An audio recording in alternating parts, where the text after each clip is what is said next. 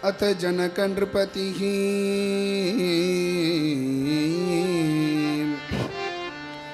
मनोरथ महार्णव पारंगत्वायां परमानंद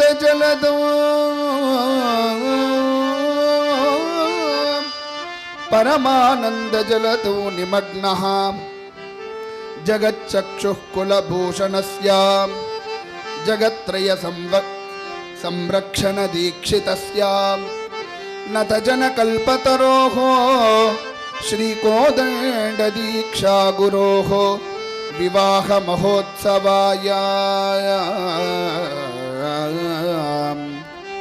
क्षितिरथ वरपूरित मनोरथ भगीरथ वंशजातं अतिरथ महारथ पृथिवीपति वंदितं दशरथ महाराजं रथगजतुरगपदादि सहितं समंत्रि पुरोहितं सपुत्रगलत्रं सपरिवारमानाय्य सत्कृत्याय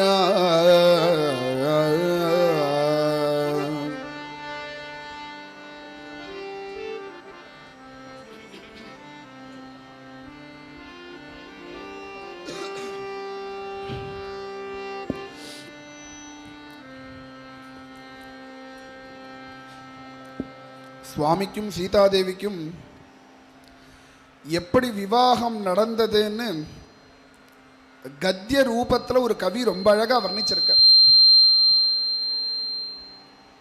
தசரத மகாராஜாக்கு 60,000 வருஷம் ராஜ்ய பரிபாலனம் பண்ணியும் அவனுக்கு அத்தனை சந்தோஷமும் இருந்தது, அத்தனை சௌக்கியமும் இருந்தது. பின்னாடி சுவாமிகிட்டே சொல்ல போறார், रामवृद्धोस्मि दीर्घायुः भुक्ता भोगा मयेप्सिताः अन्नवद्भिः क्रतुशतैः ततेष्टं भूरिदक्षिणैः जातमिष्टम अपत्यं मे त्वमद्य अनुपमं भुवि. ராமா, என்ன மாதிரி சௌக்கியமா இருந்தவன் இந்த உலகத்தில் யாரும் கிடையாது. அத்தனை சௌக்கியத்தையும் அனுபவிச்சிருக்கேன், அத்தனை யாக யஜ்யங்களையும் பண்ணியிருக்கேன், நிறைய தான தர்மங்கள்லாம் பண்ணியிருக்கேன். இத்தனையும் பண்ணி எனக்கு ஒரு குறை இருந்தது, குழந்தை பிறக்கிறேன்னு ஒரு குறை. ஆனால் அந்த குறையும் பகவானோட சங்கல்பத்தில் கிருபையில் அந்த குறையும் போச்சு. அதுவும் பேருக்கு ஒரு குழந்தை பிறந்ததுன்னு இல்லாமல் இந்த உலகத்திலேயே ஒன்ன மாதிரி இன்னொரு குழந்தை கிடையாதுன்னு சொல்லும்படியுமாக ஒரு குழந்தை பிறந்தது. அப்படி ஒரு குழந்தை பிறந்தேன்னு தசரதனே சொல்கிறான். அப்படி ஒரு பிறக்குமான்னு 60 வருஷம் ஏங்கின்ற இருந்த தசரதனுக்கு 60 வருஷம் கழித்து ஒரு குழந்தை பிறந்தது. ஒரு குழந்தை இல்லை, 4 குழந்தையாக பிறந்தது. அந்த குழந்தைக்கு கல்யாணம் பண்ணணுமேன்னு ரொம்ப பயந்துட்டு இருந்த தசரதனுக்கு அவனுடைய யோகம், பகவானோட சங்கல்பம், ஒரே சந்தர்ப்பத்தில் 4 குழந்தைகளுக்கும் கல்யாணம் நடந்தது. அவனுக்கு அந்த சந்தர்ப்பத்தில் அவனோட சந்தோஷத்தை வாக்குனால சொல்லி மாயிலாது. அவ்வளவு சந்தோஷம் தசரதனுக்கு. தசரதற்கும் அவ்வளோ சந்தோஷம், கௌசல்யாதேவிக்கும் அவ்வளோ சந்தோஷம்.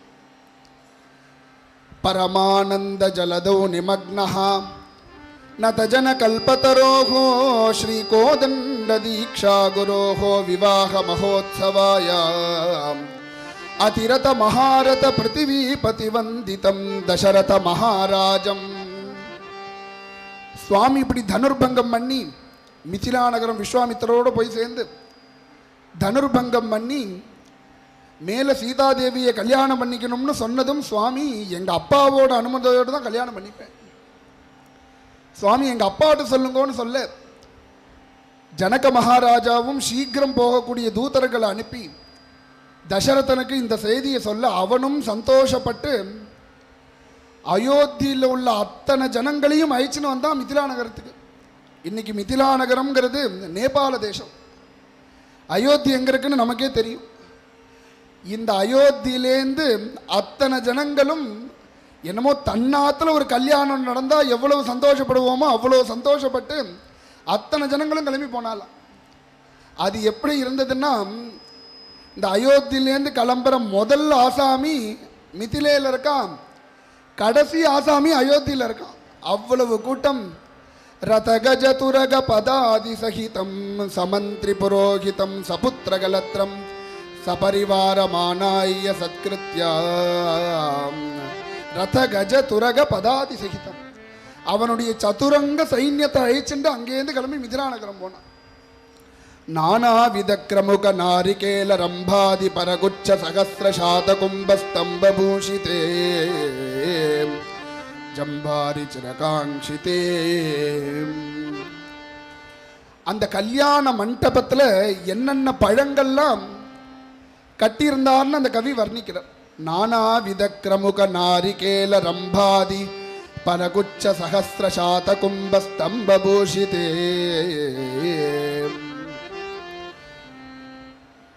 பொதுவாக ஒரு பழம்ங்கிறது அதனுடைய ஆயுசு ஒரு வாரமோ 4 நாளோ 5 நாளோ தான்.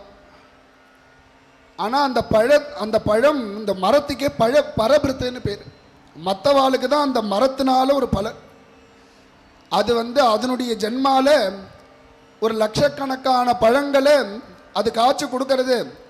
ஒரு பழத்தை கூட அது எடுத்துக்கிறது கிடையாது. மற்றவாளுக்காகவே வாழறது மரம்.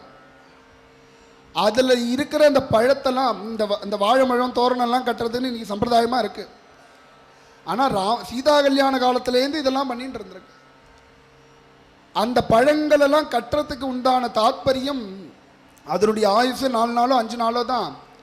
ஆனால் அந்த பழத்தினால இன்னொருத்தாளுக்கு ஒரு சௌக்கியம் ஏற்படுறது, அவளோட பசி போகிறது, அவளுக்கு அதனால ஒரு சௌக்கியம் ஏற்படுறது. அதுபோல் இந்த பழங்கள்லாம் எப்படி இருக்கிற கொஞ்ச நாட்களில் அதால் முடிஞ்ச ஒரு நன்மையை பண்ணிட்டு அது போகிறதோ, அதுபோல் இந்த கல்யாணம் பண்ணிக்கிற தம்பதிகள் அவள் மேலே இருக்க போகிற நாட்களில் அவள் நிறைய தான தர்மங்கள்லாம் பண்ணி பல பேருக்கு சந்தோஷத்தை கொடுக்கணுங்கிற தாத்பரியத்துக்கு தான் அந்த பழங்கள்லாம் கட்டுறது. நானாவித கிரமுக நாரிகேல ரம்பாதி பலகுச்ச சஹஸ்ரசாத கும்பஸ்தம்பூஷிதே ஜம்பாரி சிரகாங்கிதே. குருநாதர் கூட சொல்லுவார், அந்த காலத்தில் ஒரு 30-40 வருஷம் முன்னாடி அந்த அவ ஆற்றுல தான் கல்யாணம் நடக்கும், கல்யாண மண்டபத்தில் நடக்காது. அப்படி ஆற்றுல நடக்கும்போது ஆற்று வாசல்லையே தெரு அடைச்சி பந்தல் போட்டு அந்த பந்தல் பூரா இந்த பழங்களெல்லாம் கட்டி வச்சுருப்பா. திராட்சை பழம், இந்த வாழைப்பழம், இந்த ஒவ்வொரு பழங்களையும் கட்டி வச்சுருப்பா. அது அங்கே வர குழந்தையெல்லாம் எடுத்து சந்தோஷமாக சாப்பிட்டுன்னு இருக்கோம். இன்றைக்கி எப்படி இருக்குது, எல்லாம் அந்த பிளாஸ்டிக்கில் கொண்டு வந்து கட்டி வச்சுட்டான். அது இகத்துக்கும் பிரயோஜனம் கிடையாது, பரத்துக்கும் பிரயோஜனம் கிடையாது. அப்படி இருக்குது அப்படின்னு குருநாதர் கூட ஹாஸ்யமாக சொல்லுவார்.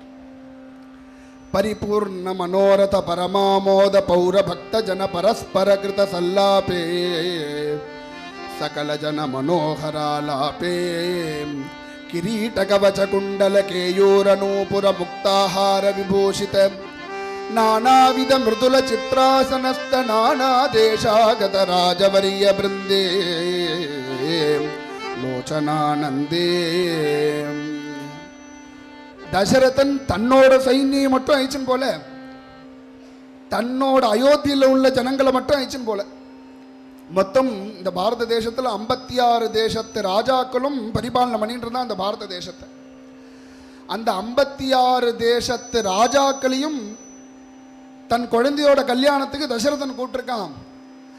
அந்த ராஜாக்கள் மட்டும் வரல, அந்த ராஜாக்களும் அவளோட மந்திரிகள், அவனுடைய சம்சாரங்கள், அவனுடைய குழந்தைகள், அவனுடைய சைன்யங்கள், 56 தேசத்து ராஜாக்களும் சதுரங்க சைன்யத்தை அழிச்சுண்டு நேராக மிதிலா நகரம் வந்திருந்தா சீதா கல்யாணத்துக்கு. நானாவித மிருதுல சித்ராசனஸ்த நானா தேசாகத ராஜவரிய பிருந்தே லோச்சனானந்தே. இதை வர்ணிச்சிருக்கிற கவி என்னமோ நேரா பார்க்கறது போல வர்ணிச்சிருக்க, அவ்வளவு அழகா இந்த வர்ணனை. ஏன்னா ஒவ்வொரு தேசத்து ராஜாக்களும் அவளுக்கு ஒரு நாகரீகம் இருக்கும். இப்போ நம்ம ஊர் தேசத்து ராஜா ஒரு மாதிரி சிம்மாசனம் வச்சுருப்பா, அவளுடைய அலங்காரங்கள்லாம் ஒரு மாதிரி இருக்கும்.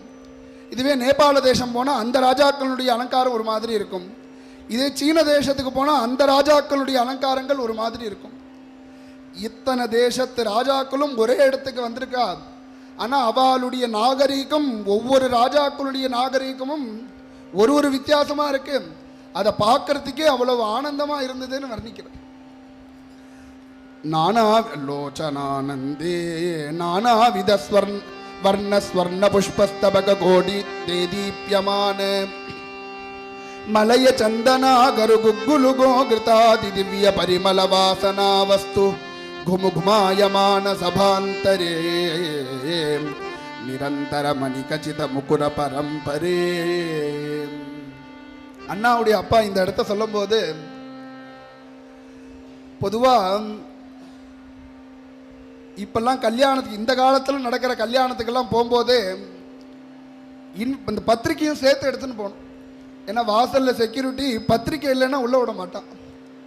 அந்த காலத்துல சொந்தக்காரா எல்லாரும் சேர்ந்து பண்ணின கல்யாணம் இன்னைக்கு அது ஒரு தினசா நடந்துட்டு இருக்கு. பத்திரிக்கை எடுத்துட்டு போனாதான் கல்யாண மண்டபத்துக்கு போக முடியும்.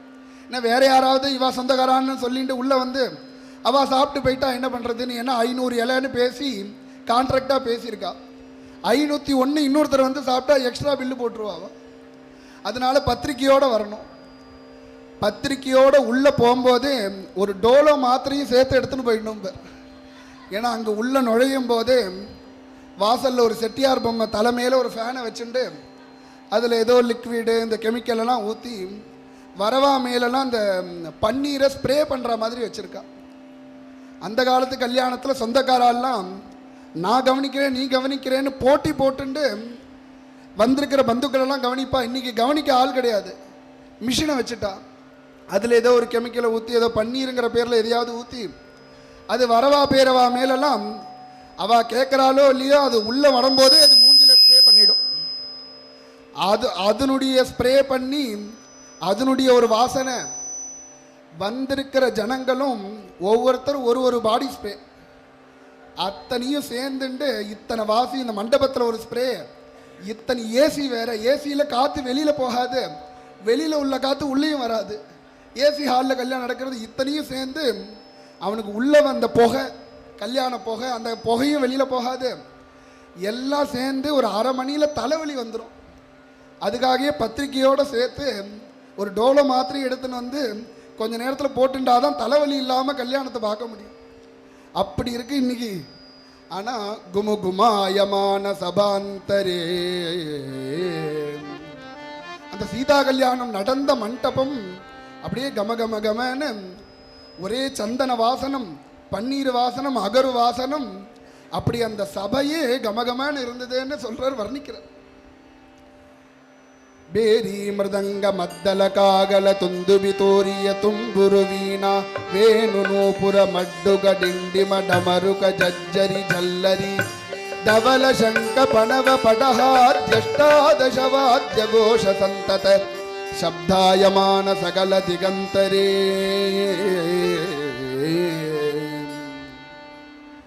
பொதுவா நம்ம பாரத தேசத்துல 18 விதமான வாத்தியம்னு நம்மலாம் கேள்விப்பட்டிருக்கோம். அந்த 18ம் இன்னைக்கு இருக்கான்னா 18ம் இன்னைக்கு கிடையாது, ஒரு 4-5 தான் இருக்கு. ஆனால் சுவாமியினுடைய கல்யாணத்தும் போது இந்த 18 விதமான வாத்தியங்களும் சீதா கல்யாணத்தில் கோஷிச்சது. இந்த கவி இன்னைக்கு அந்த வாத்தியம் கிடையாது, அந்த வாத்தியத்தினுடைய பேரு தான் இருக்கு. அந்த பேரையாவது நம்ம கேட்கட்டோம்னு அத்தனை வருஷம் முன்னாடியே அந்த 18 விதமான வாத்தியத்தினுடைய பேரையும் வர்ணிச்சிருக்கிற அந்த கவி. ಬೇರಿ ಮೃದಂಗ ಮದ್ದಲ ಕಾಗಲ ತುಂದುಬಿ ತೋರಿಯ ತುಂಬುರು ವೀಣಾ ವೇಣು ನೂಪುರ ಮಡ್ಡುಗ ಡಿಂಡಿಮ ಡಮರುಕ ಜಜ್ಜರಿ ಜಲ್ಲರಿ ಧವಲ ಶಂಖ ಪಣವ ಪಟಹಾದ್ಯಷ್ಟಾದಶ ವಾದ್ಯ ಘೋಷ ಸಂತತ ಶಬ್ದಾಯಮಾನ ಸಕಲ ದಿಗಂತರೇ. இத்தனை வாத்திய கோஷம் இருக்கு. இத்தனை வாத்திய கோஷத்தை தவிர இப்போவே நம்ம கல்யாணத்திலேயே கல்யாணம்னா கார்த்தா முத நாளைக்கு இந்த விரதங்கள்லாம் பண்ணுவா, அடுத்த நாள் கல்யாணம் பண்ணுவா. கார்த்தா இந்த விரதங்கள்லாம் ஆரம்பிக்கும் போதே கார்த்தாலேருந்து இந்த வாத்தியங்கள்லாம் ஆரம்பிச்சிருவா. நாதசுரம் தவில் எல்லாம் கார்த்தாலே ஆரம்பிச்சிருவா. கார்த்தாலேருந்து இந்த வாத்தியங்கள்லாம் வாசிச்சுட்டு இருக்கோம். ஆனால் சாயந்தரம் தனியாக ஒரு நாதஸ்வர கச்சேரின்னு ஒன்று வைப்பா. அது இந்த கார்த்தால வாசிச்சாரே அவரே வாசிக்க மாட்டார். ஸ்பெஷல் தவில், ஸ்பெஷல் நாதஸ்வரம்னு பத்திரிகையில் தனியாக போட்டிருப்பா. யாராவது ஒரு பெரிய வித்வான்களை வர வச்சு அவளை வாசிக்க சொல்லுவா. அதுபோல் இந்த சீதா கல்யாணத்தில் இந்த 18 விதமான வாத்தியங்களும் கோஷிச்சது. அது தவிர நம்ம கல்யாணத்தில் இந்த ஸ்பெஷல் தவல்னு இருக்கிற மாதிரி அந்த சீதா கல்யாணத்துலேயும் ஸ்பெஷலாக ஒரு 2 வாத்தியம் வாசிச்சாலாம். அது யாருன்னா நாரத தும்புரு வீணாகான மனோகரே. நாரதர் தும்புரு அவ 2 பேரோட வீணாகானம். அது இந்த சீதா கல்யாணத்தில் ஸ்பெஷலாக நடக்கிறது, தனியாக நடக்கிறது. நான் 18ஓட சேர்ந்து வாசிச்சா அது தனியாக தெரியாது. இவா 2 பேரும் தனியாக வாசிச்சார்னு சொல்றார் அந்த கவி. சவத்சகோ சஹஸ்ராத்யநேக கோட்டி ஹிரண்ய வஸ்திராபரண பூதான பகுமான சந்தோஷித பாத்திரபூத உபய சம்பந்தி ராஜஸ்ரேஷ்ட வம்சாவலி நாமகோத்திர பிரவரோச்சாரண நிபுண. சவத்சகோ சஹஸ்ராத். பொதுவாக கல்யாணத்தில் பொன்னாத்து வாத்தியார்னு ஒருத்தர், புள்ளியாத்து வாத்தியார்னு ஒருத்தர். அந்த புள்ளியாத்து வாத்தியார் தனியாக சில வைதிகாலை கூட்டிருப்பா. இந்த பொன்னாத்து வாத்தியார் தனியாக சில வைதிகாலை கூட்டிருப்பா.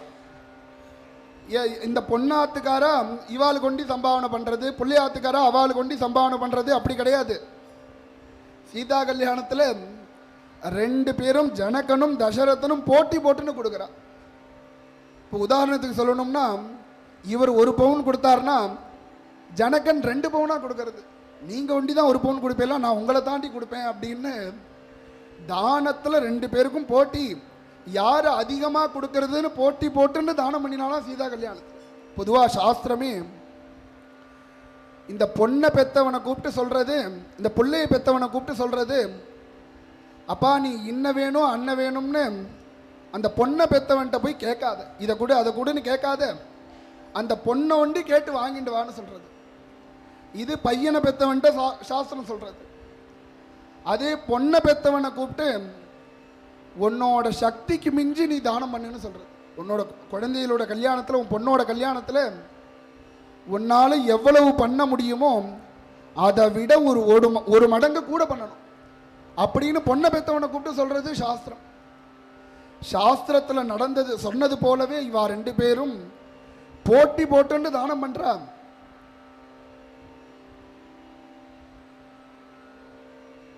சவத்சகோ சஹஸ்ராத்யநேக கோட்டி ஹிரண்யம் வஸ்திரான் பூதான பகுமான சந்தோஷித பாத்திரபூத உபய சம்பந்தி ராஜஸ்ரேஷ்ட வம்சாவலி நாமகோத்திர பிரவரோச்சாரண நிபுண வசிஷ்ட வாமதேவ விஸ்வாமித்ர சதானந்தாதி சகல முனிகண சங்கீர்ண விவாக வேதி மத்தியே. பொதுவா இந்த நம்ம ஹிந்து மதத்தினுடைய கல்யாணமே ஒரு 5 அங்கமா சொல்லியிருக்கா ரிஷிகள். வாக்தானஞ்ச பிரதானஞ்ச வரணம் பாணிபீடனம் சப்தபாதி இது பஞ்சாங்கா விவாக பரிகல்பிதா. வாக்தானம்னு ஒன்று, பிரதானம்னு ஒன்று, வரணம்னு ஒன்று, அதுக்கடுத்தது பாணிகிரகணம் பாணிபீடனம், 5வதா சப்தபதி. இந்த 7ம் நடந்தா, இந்த 5ம் நடந்தாதான் அந்த விவாகம் பூர்த்தி ஆறுதுன்னு நம்ம ரிஷிகள்லாம் சொல்லியிருக்காங்க. இந்த வாக்தானம்னு வாக் நிச்சயம்னு பண்ணுவா. இந்த வாக் நிச்சயம் பண்ணும்போது இந்த பொண்ணனுடைய தலைமுறை இந்த பிள்ளையோட தலைமுறையும் இந்த 2 வாத்தியாரும் சேர்ந்து சொல்லி நிச்சயம் பண்ணுவா. அதில் பொதுவாக நம்ம ஆற்றுலலாம் 3 தலைமுறை சொல்லுவோம். நம்மளோட அப்பா தாத்தா கொள்ளு தாத்தா, அதுமாரி பொண்ணு ஆற்றுலையும் 3 தலைமுறை. ஆனால் சுவாமியினுடைய கல்யாணத்தில் 3 தலைமுறையை சொல்லி நிச்சயதார்த்தம் பண்ணலை. இந்த சூரிய வம்சத்தில் உள்ள ராஜாக்கள் 64 ராஜாக்களுடைய பேரை சொல்லி 65வதா சுவாமியினுடைய பேரை சொல்லி நிச்சயதார்த்தம் பண்ணினான். அதுபோலவே தசரதனும் அவனுடைய குடும்பத்தில் உள்ளவா 22 தலைமுறையை சொல்லி, இந்த ஜனகனும் 22 தலைமுறையை சொல்லி 2 பேரும் இப்படி வாங் நிச்சயம் பண்ணிண்டான்னு சொல்றார் இந்த கத்தியத்தில். சகல முனிகண சங்கீர்ண விவாக வேதி மத்தியே கிருதஸ்தவ சித்த சாத்யே. அதுக்கு மேல இந்த கல்யாணத்துக்கு யாரெல்லாம் வந்திருந்தா, எந்தெந்த தேவதைகள்லாம் வந்திருந்தா, யாரெல்லாம் வந்திருந்தான்னு ஒரு லிஸ்ட் கொடுக்கிறார். அப்ஜபவ ஜிஷ்ணுமுக ஹிருஷ்ட சகல த்ரிதச சப்தமருதஷ்டவசு யக்ஷகண ருத்ரகண முத்ரித பவித் சித்தஜன ருத்ரகண முத்ரித பவித்ரதர மித்ர குலரத்ன சுகுணஸ்தவ சமஸ்த பிரசஸ்த பிருதஸ்தோம நினதே நிரஸ்ததனதேந்திர பிருதே சங்கிரந்தனாத்யமர பிருந்தாவகீரியமான மந்தார குசுமமுக நந்தன வருஷே நவரத்ன மணிகச்சித கனகமய மண்டபே. யாரெல்லாம் இந்த கல்யாணத்துக்கு வந்திருந்தான்னு பிரம்மாதி தேவதைகள், பரமேஸ்வரன், இந்திரன், 33 கோடி தேவதர்கள், ருத்ர கணங்கள், அஷ்டவசுக்கள், நவ பிரஜாபதிகள், இத்தனை பேரும் வந்திருந்தா இந்த சீதா கல்யாணத்துக்கு. அந்த சீதா கல்யாணம் நடக்கிற அந்த இடத்துல நவரத்ன மணிகச்சித கனகமய மண்டபே, தங்கத்தினால பண்ணப்பட்ட ஒரு மண்டபம். அந்த மண்டபத்தில் சீதா கல்யாணம் நடக்கிறது. அந்த மண்டபத்துக்கு ராமச்சந்திர பிரபுவை வசிஷ்டாச்சாரியால், தசரதனும் வசிஷ்டாச்சாரியாலும் அழிச்சுட்டு வரா சுவாமி. சுவாமி எப்படி இருக்காருன்னு வர்ணிக்கிறார். 12 வயசு சுவாமிக்கு கல்யாணம் ஆகும்போது, 12 வயசு ராமருக்கு. ஆனால் வால்மீகி ராமாயணத்திலேயே சுந்தரகாண்டத்தில் ஆஞ்சநேய சுவாமி சொல்லும் போது 12 வயசு ராமர் சதுஷ்கலஹா சதுர்லேகா சதுஷ்கிஷ்கு.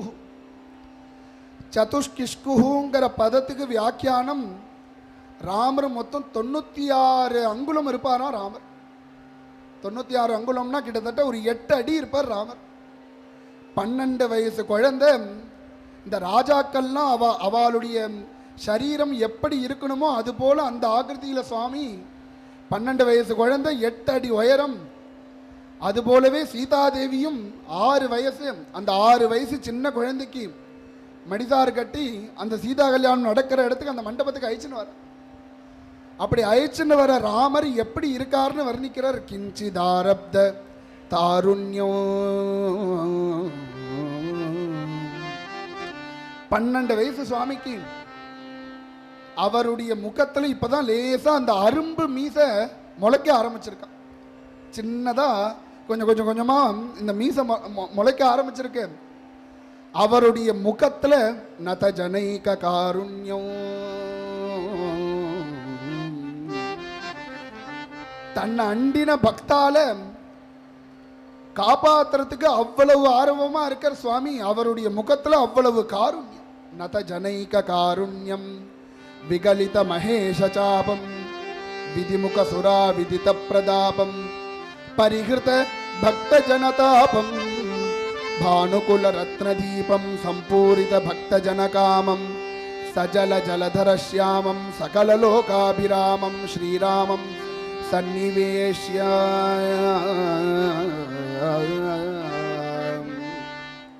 அந்த சுவாமி அழிச்சுன்னு வந்து அந்த அந்த கல்யாணம் நடக்கிற மண்டபத்துக்கு அழிச்சுன்னு வந்துட்டார். மேல சீதாதேவி அழிச்சுன்னு வர. 6 வயசு குழந்தைய மடிசாறு கட்டி அழிச்சுன்னு வரா. அந்த அழகை பார்க்கறதுக்கு ஆயிரக்கணக்கான ஜனங்கள், லட்சக்கணக்கான ஜனங்கள் காத்துன்னு இருக்கா சீதாதேவியை பார்க்கறதுக்கு. கேதகி சம்பக மல்லிகாத்யலங்கிருத நீலாலகவேணி. பொதுவாக அந்த கல்யாணத்தில் இந்த ஜட பின்றதும்பா பின்னாடி. ஜட பின்றது இன்னைக்கு எப்படி அது நடக்கிறதுன்னு நான் சொல்லணும்னு அவசியம் இல்லை, எல்லாருக்கும் தெரியும். அவ ஒரு இடத்துல இருப்பா, அந்த ஜடையை கட்டி ஒரு இடத்துல வச்சிருப்பா. அப்படியே எடுத்துன்னு வந்து ஒரு ஆணி மாதிரி அந்த கொக்கியில் ஹேங்கரில் செவுத்தில் ஹேங்கரை மாட்டுற மாதிரி அந்த ஜடையை கொண்டு வந்து மாட்டுறது தான் வேலை. ஏன்னா இங்கேயும் ஒன்றும் இல்லை, அங்கேயும் ஒன்றும் கிடையாது. தாத்தா சொல்லுவார், இங்கேயும் ஒன்றும் கிடையாது, அங்கேயும் ஒன்றும் கிடையாது, 2 இடமும் டம்மி தான் பேர். ஆனால் அந்த காலத்தில் தாத்தா, குருநாதர் தாத்தாவே சொல்லுவார், இந்த கல்யாணம்னா அந்த கல்யாணத்துக்கு முன்னாடி அந்த பொண்ணை அலங்காரம் பண்ணுறதுக்கே ஒரு 3-4 மணி நேரம் ஆகுமா. 2-3 மாமி பாட்டி உட்கார்ந்துட்டு பெரிய அந்த கேசத்தில் ஒரு இந்த கர்ணிகார புஷ்பம் இதெல்லாம் வச்சு அவளே வச்சு தெப்பாலாம். அது ரொம்ப கஷ்டம், அது பண்ணுறதுக்கு ரொம்ப நேரம் ஆகும். அதுபோல் சீதாதேவிக்கு போட்டி போட்டுண்டு அலங்காரம் பண்ணி அழிச்சுன்னு வரா. கேதகி சம்பக மல்லிகாதி அலங்கிருத நீலாலகவேணி. இந்த சீதாதேவி சின்ன குழந்தைக்கு ஜடைய பின்னி அப்படி அழிச்சுன்னு வரா. கலகம் சகாமினி. சீதாதேவி 6 வயசு குழந்தை, மடிசார் கட்டிண்டு தலை பின்னிண்டு அந்த ஜடை தரையிற பொருள்றது அவ்வளவு பெருசா இருக்கு சீதாதேவிக்கு. அதை ஒரு தோழி பின்னாடி தூக்கிண்டு வராலும், ஏன்னா பின்னாடி பிறண்டுட்டே வருதுன்னு அதை ஒரு தோழி தூக்கிண்டு வரா. சீதாதேவி தலையை கீழே குனிஞ்சுண்டு சுவாமியை பார்க்கறதுக்கு அவ்வளவு வெக்கம். அப்படியே ஒரு அன்ன பட்சி எப்படி நடந்து வருமோ அது போல நடந்து வரா சீதாதேவி. கலகம் சகாமினி. பொதுவா இந்த அன்ன பட்சிக்கு அதுக்கு ரொம்ப இந்த கூச்ச சுபாவம். பொதுவாக ஜனங்கள் எல்லாம் பார்க்காது, மற்றவாளை பார்க்காது, தலையை கீழே குனிஞ்சுட்டே தான் நடக்கும். பொதுவாக அது போல நடந்து வர ஸ்திரீகளை பார்த்தா இந்த அண்ணன் நடம்பா. இந்த அன்ன பட்சியெல்லாம் சேர்ந்து பேசினதான் நம்மளை எல்லாரும் கொண்டாடி பேசுகிறான் அண்ணன் நடன்னு. இந்த சீதாதேவியினுடைய நடையை பார்க்கும்போது நம்மளோட நடையெல்லாம் என்ன நடைன்னு பேசினதான். நம்ம நடையெல்லாம் என்னடி, அந்த சீதாதேவி அந்த சீதை எப்படி நடந்து வரா பாரு, அதுதான் உண்மையான அண்ணன் நடன்னு அன்ன பட்சிகளே பேசினது. அது போல சீதாதேவி நடந்து வர. கலகம் சகாமினீம் கருணாவலோகினீம் அனகமணிகசித ஹேமகண்டீம் ஸ்வரச்சித கலகண்டீம். பொதுவா இந்த மயில் பார்க்கறதுக்கு ரொம்ப அழகா இருக்கும், ஆனா அதனோட குரலை கேட்கவே முடியாது, அவ்வளவு கோரமா இருக்கும். ஆனா சீதா அதுவே குயிலுடைய அந்த குரல் ரொம்ப அழகா இருக்கும், கேட்கறதுக்கு அவ்வளோ இனிமையா இருக்கும், ஆனா பார்க்க விகாரமா இருக்கும். ஆனா சீதாதேவி பார்க்கறதுக்கும் அவ்வளவு சாமுத்திரிகா லட்சணம், அவ்வளவு அழகு. அன்னபக்ஷி போல நடந்து வராருன்னு சொல்றான். கலகம் சகாமினியும் கருணாவலோகி ஸ்வரச்சித கலகண்டீம். சீதாதேவி பேசுறது குயில் பேசினா எப்படி இருக்குமோ அது போல ஒரு அழகான ரொம்ப வெக்கத்தோட ஒரு கலந்த ஒரு பேச்சு. கருணாவலோகினீம் ஸ்வரச்சித கலகண்டீம் ஹாடகமணிமய தாட்டங்காலங்கிருத கபோலாம் அகணித கல்யாண குணசீலாம் அரவிந்த சுந்தர மந்தஹாசமுகீம் ஸ்ரீ ரகுநந்தனாபிமுகீம் கிருத்வா. அந்த சீதாதேவி அழிச்சுன்னு வந்து நேரா ராமரோட சன்னிதானத்துக்கு அழிச்சுன்னு வந்து ராமருக்கு நேரா நிறுத்தி வச்சுண்டு இந்த ஜனகன் இயம் சீதா மமசுதா சகதர்மச்சரீதவா பிரதீட்ச சைனாம் பத்ரம் தே பாணிம் கிருண்ணீஸ்வ பாணினா இதி. இயம் சீதா, ஹே ராமா, இவள் என்னோட குழந்தை, என்னோட பொண்ணு சீதான்னு சொன்னான் ஜனகன். ஏன்னா இந்த ஜனகன் ஆத்ம ஞானி. ஆஸ்திதா ஜனகாதயான்னு சுவாமி கீதையில அர்ஜுனனுக்கு உபதேசம் பண்ணும்போது இந்த ஜனகனை ஸ்மரிக்கிறார் கீதாச்சாரியனான பகவான். பகவானே ஒரு மனுஷனை ஸ்மரிக்கணும்னா அவன் எந்த அளவுக்கு ஞானியா இருக்கணும்னு நம்ம புரிஞ்சுக்கணும். அப்படி இருக்கிற ஜனகன் இயம் சீதா.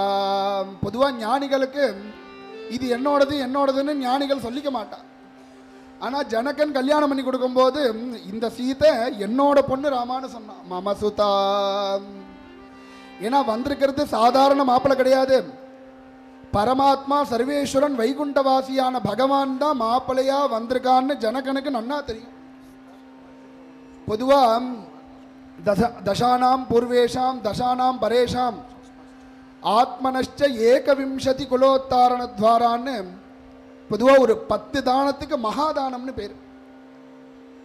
கபிலாஷ்ட திலா நாகாக ரததாசி கிரகான்யபி கன்யா சுவர்ண ரத்னானி மகாதானானி வைதசான்னு 10 தானத்துக்கு மகாதானம்னு பேர். அந்த மகாதானம் 10 தானத்தில் ஒரு தானம் இந்த கன்னிகாதானம். கன்னிகாதானம் பண்ணி வைக்கிறதுக்கு முன்னாடி தசானாம் பூர்வேஷாம் தசானாம் பரேஷாம், உனக்கு முன்னாடி 10 தலைமுறை, உனக்கு அப்புறம் 10 தலைமுறை, ஒன்றை சேர்த்து 21 தலைமுறை கரையேறுறதுன்னு இந்த கன்னிகாதானத்தில் சங்கல்பம். சாதாரண ஒரு பொண்ணை கல்யாணம் பண்ணி கொடுத்தாலே இவ்வளவு பாக்கியம். சர்வேஸ்வரனான பரமாத்மாக்கே தன்னோட பொண்ணை ஒருத்தன் கல்யாணம் பண்ணி கொடுக்கணும்னா அவன் எவ்வளவு பாக்கியம் பண்ணியிருக்கணும். அந்த பாக்கியத்தை விட அவனுடைய ஞானம் பெருசு கிடையாது. அதனால தான் இயம் சீதா மமசுதா, ராமா இவள் என்னோட பொண்ணு, சகதர்மச்சரீதவா உன்னோட தர்மத்துக்கு அனுகூலமா இருப்பா. பிரதீட்ச சைனாம் பத்ரம் தே பாணிம் கிருண்ணீஸ்வபாணினா, அப்படி இருக்கிற என்னோட பொண்ணையும் நீ எடுத்துக்கோன்னு சொன்ன. என்னோட பொண்ணையும் எடுத்துக்கோன்னா என்னை எப்பயோ உன்கிட்ட கொடுத்துட்டேன். என்னை எப்பயோ உன்னோட சரணாரவிந்தத்துக்கு என்னோட சரீரத்தை அர்ப்பணம் பண்ணிட்டேன். இப்போ நீ என்னோட பொண்ணையும் சேர்த்து எடுத்துக்கோன்னு சொன்னா. ஏனாஞ்ச பிரதீட்சா பதிவிரதா மகாபாகா சாயேவானுகதா சதா. மகாபதிவிரத என்னோட குழந்தை, மகாபதிவிரத மகாபாகா. ராமா என்னோட பொண்ணான சீதை மகாபாகியசாலின்னா. என்ன எதனால பாக்கியசாலின்னா, எனக்கு பிறந்ததுனால இல்லை, உன்னை கல்யாணம் பண்ணிக்க போறாளே என் பொண்ணுக்கு இதை விட ஒரு பெரிய பாக்கியம் வேணுமா. மகாபாகியசாலி சாயேவ அனுகதா சதா. உன்னோட நிழல் எப்படி உன் கூடையே இருக்கோ அதுபோல உன்னோடையே இருப்பா என்னோட பொண்ணு. சாயா இவ அனுகதா. என் கூடையே இருப்பான்னா எப்போ பார்த்தாலும் உயிரை வாங்கிட்டு கூடையே இருப்பான்னு அர்த்தம் கிடையாது. பொதுவாக நம்ம நடந்து போனால் நம்ம நிழல் நம்ம கூடயே வரும். ஆனால் அந்த நிழலால் நமக்கு எந்த விதமான ஹிம்சையும் இருக்காது. அது பாட்டுக்கு நம்ம கூட இருக்கும், ஆனால் நம்மளோடையே இருக்கும். அதுபோல இருப்பா என்னோட பொண்ணு. சாயா இவ அனுகதா சதா இத்யக்த்வா பிராக்ஷிபத்ராஜா மந்திரபூதம் ஜலம் ததா. இயம் சீதா மம சுதா சகதர்மச்சரீதவா பிரதீட்ச சைனாம் பத்ரம் தே பாணிம் கிருண்ணீஸ்வபாணினா இதி. க்ஷீராப்திரிவ மகாலக்ஷ்மீம் ஸ்ரீமதே நாராயணாய शोभन मंत्राक्षत हिरण्योदकदारासिहितां मंदस्मितां सीतां श्री रामचंद्र करारविंदे समर्पयामास.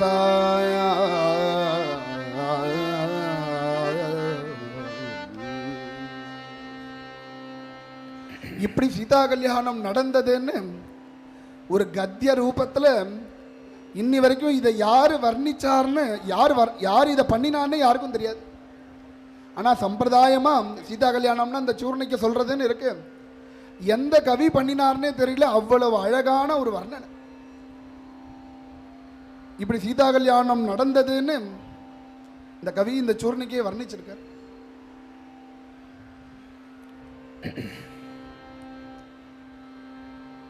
நான் சொல்கிறேன், ரொம்ப ரொம்ப நன்னா சொன்னார். சூர்ணிக்கை அழகாக விஸ்தாரமாக வர்ணித்து நிறைய புது விஷயங்கள்லாம் சொல்லி, இவர் நாங்கள் எல்லாரும் அண்ணாவோட சிஷ்யர்கள் தான். இவர் பிரத்யேகம், இவர் அண்ணாவுடைய அப்பாட்ட இருந்தவர். அதனால் அவர் உள்ள சாயல், அவர் நிறைய ஹாஸ்யமாக பேசுவார். சொல்லிகிட்டே இருக்கும்போது ஒரு ஹாஸ்யத்தை சொல்லிவிடுவார், நம்ம விட்டுடுவோம் தெரியாமல். அப்புறம் ஒரு 2 நிமிஷம் அப்புறம் சிரிப்போம். இதை அந்த மாதிரி அவ்வளோ ஸ்பீடாக போயிட்டே இருக்கும். அவருடைய ஹாஸ்யமானது அவ்வளோ இதுவாக இருக்கும். ஜனங்களுக்கு ஏற்றது போல் அந்த மாதிரி சொல்லுவார். அந்த மாதிரி அந்த காலத்துக்கு ஏற்ற மாதிரி அப்டேட் ஆகணும். ஒன்றும் பழைய மாதிரி மாவு அரைச்சின்னு இருக்கான்னு சொன்னால் இப்போ யாருக்கு தெரியும்? கிரைண்டர்னு மாற்றணும். அதை இந்த மாதிரி ஒவ்வொன்றையும் மாற்றிகிட்டே இருக்க வேண்டியிருக்கு. யார் இப்போ புஸ்தகம் வச்சுன்னு படிக்கிறா? எல்லாம் செல்ஃபோன் ஐபேட் வச்சுன்னு தான் படிக்கிறா. அதான் அந்த மாதிரி அப்டேட் ஆகி பேசுவார் அவர் அந்த வயசுலேயும். அப்பேற்பட்ட மகானுடைய இன்னைக்கு அவர் சித்தியான நாள். இன்னைக்கு அது எதர்ச்சியாக அமைஞ்சிருக்கு. அப்பேற்பட்ட அவருடைய சிஷ்யன் இன்னைக்கு அழகாக ரொம்ப அண்ணா சொன்னார். ஒரு 2 வருஷம் முன்னாடி தான், இன்னைக்கு தான், இன்றைய தினம் தான் மோட்சத்தை அடைஞ்சான்னு. ஏன்னா மகான்கள்லாம் மோட்சத்தை தான் அடைவா. சுவாமி கிருப்பையில் நல்ல சத்கதி அடைந்தார். எப்பேற்பட்ட புத்திரனை பெற்றிருக்கார்.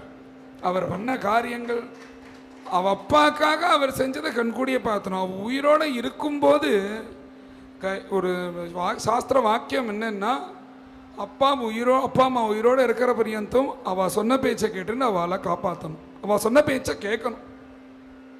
அவள் காலமானதுக்கப்புறம் கயாசிராத்தம் பண்ணணும். இது ரொம்ப முக்கியம். அவள் சொன்ன பேச்சை கேட்கணுன்றது, அவளை பார்த்துக்கணுன்றது. எங்கள் அண்ணன் குருநாதர் அவள் அப்பாட்ட எவ்வளோ பக்தி ஸ்ரத்தையாக இருப்பார் நாங்கள் பார்த்துருக்கோம். உட்கார மாட்டார் அவர் முன்னாடி. அவர் அங்கே வந்தாருன்னா இங்கே எழுந்துருவார். இவர் இப்போ அவள் குருநாதருடைய அப்பான்னு பார்த்தானா அவள் கிராமத்தில் இருந்து கொஞ்சம் கொஞ்சமாக மேலே வந்தவா. இப்போ அண்ணா பண்ணுற காரியங்கள்லாம் பார்த்தா பின்னாடி எங்களுக்கே பயமாக இருக்கும். இதை ஆரம்பிக்கிறேன் வா, அதை ஆரம்பிக்கிறேன் வா, பெருசாக இருப்பா, எல்லாம் அவர் சொல்கிறத கேட்டுன்னு இருப்போம் நாங்கள். இது நாங்கள் சரி, அவர் சும்மா இருப்பாரோ வந்து ஏதாவது சொல்லுவார்.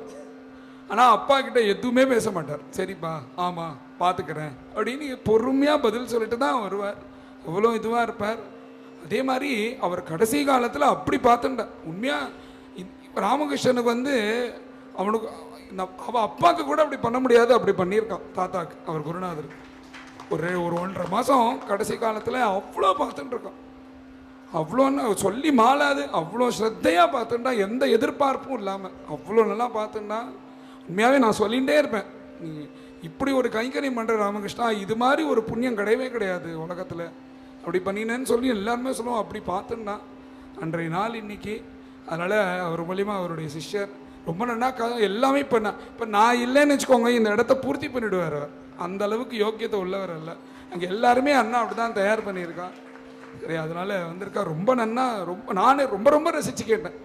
இதெல்லாம் சொல்லியிருக்கோம், எனக்கே தெரியும் இந்த கதைகள்லாம். ஆனால் நானே எனக்கு தெரியாத விஷயம் நிறையா தெரிஞ்சுன்னு அவர்கிட்ட இந்த இதில். அதனால் ரொம்ப யோசித்து, விவசாயம் உழைச்சி எங்கேருந்து எல்லாம் கோட் எடுக்கணும், எந்த ஸ்லோகத்தை எடுக்கணும், எங்கே சொல்லணும்னு என்ன நிறையா இருக்குது. கற்றுக்க வேண்டியது எத்தனை இருக்குது உலகத்தில். நான் சொல்கிறதா அப்படின்னு உட்காந்துருக்க முடியுமா? அந்த மாதிரி அவ்வளோ அழகாக இந்த சூர்ணிகை நம்மளுக்கு எல்லாம் அழுக்காதபடிக்கு. இது ஒரு ட்ரையானது தான். சொல்ல ஆரம்பித்தேன்னா வர்ணிச்சுட்டே இருக்கலாம், எல்லாம் எழுந்து போயிடுவா. ஆனால் அந்த வர்ணனை அந்த காலத்துக்கு ஏற்றதை போகிற அழகாக சொல்லி இது பண்ணி ரொம்ப நன்னா சொன்னேன். அதுக்கு ஒரு இது எல்லாத்தையும் சேர்த்து ஸ்மரிச்சிங்க. மேலே பிரவரம், கன்னிகாதானம், மங்களாஷ்டகம் பூர்த்தி பண்ணி